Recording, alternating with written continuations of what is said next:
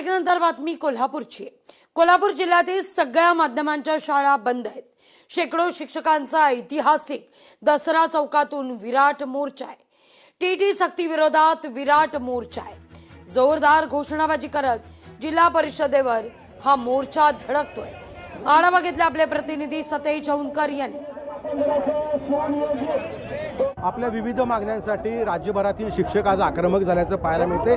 कोल्हापुरातले शिक्षक देखील आक्रमक झालेले आहेत। ऐतिहासिक दसरा चौकातून मोर्चाला या ठिकाणी सुरुवात झालेली आहे आणि आपण पाहतोय की कोल्हापूर जिल्हा शैक्षणिक व्यासपीठ यांच्या वतीनं हा मोर्चा आहे तो काढण्यात येतोय। मोठ्या संख्येनं शिक्षक जे या ठिकाणी घोषणाबाजी करत सहभागी झालेले आहेत। आपल्यासोबत शिक्षक आहेत, काय नेमकी मागणी आहे तुमच्या मोर्चेद्वारे?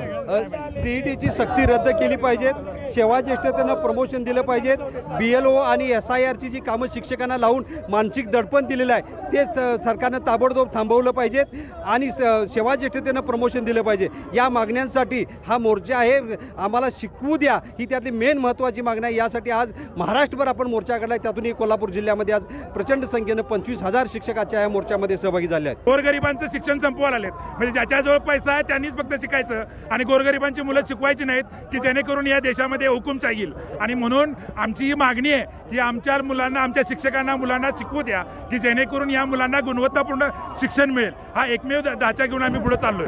नक्कीच आपण पाहतोय की हे कोल्हापुरातले सगळे शिक्षक आहेत ते आक्रमक होऊन आता जिल्हाधिकारी कार्यालयात एक विराट मोर्चा काढताना आपल्याला पाहायला मिळतात आणि जर मागण्या मान्य झाल्या नाहीत तर मात्र उग्र स्वरूपाचं आंदोलन देखील छेडण्याचा इशारा यावेळी शिक्षकांनी दिल्याचं आपल्याला पाहायला मिळतंय।